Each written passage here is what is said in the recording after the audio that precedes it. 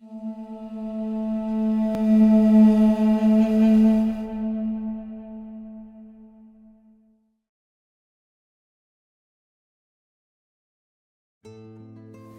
going on this trip to Ecuador to share with other people the vision for doing ministry a new kind of way, getting back to the basics of ministry and missions, to equip indigenous God followers how to do the ministry and not just go and do for them and not just go and try to serve them, but really go and equip them so that they can reach and serve their own people.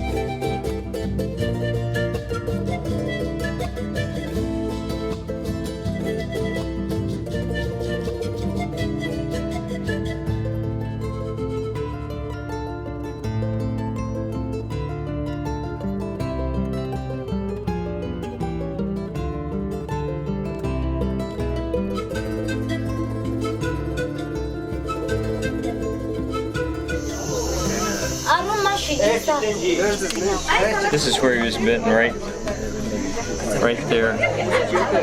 If that snake bites somebody this size and injects a lot of venom, by now his teeth would be bleeding, his eyes would be bleeding, he would be bleeding from down here, it would be running out. See that big old blob there on the... That's... Ahí está coagulado, vea. Jesús alarihe, nyakar na Diyos. Kristo nari siya. Inisang amachin milari Kristo siya. No kayati. Amen.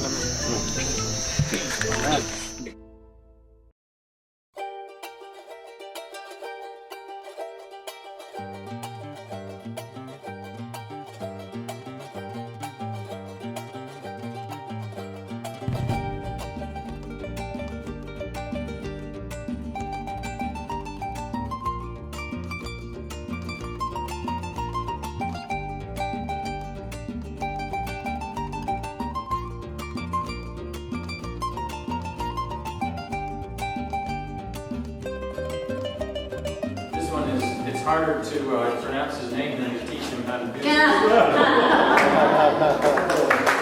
You know, last night after the ceremony, I don't know if you all noticed or not, but every one of them, well not everyone, but most of them wanted to have their picture taken with me.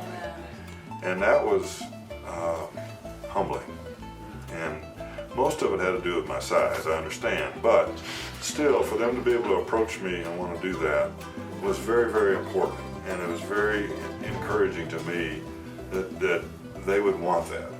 And I kind of came on this trip because I've been praying for a trip for a long time. And it was definitely the most impacting to me. Amen. I saw great interaction. I mean, you take a bunch of hillbillies from Alabama and rednecks from Florida. Well, okay, rednecks from Alabama.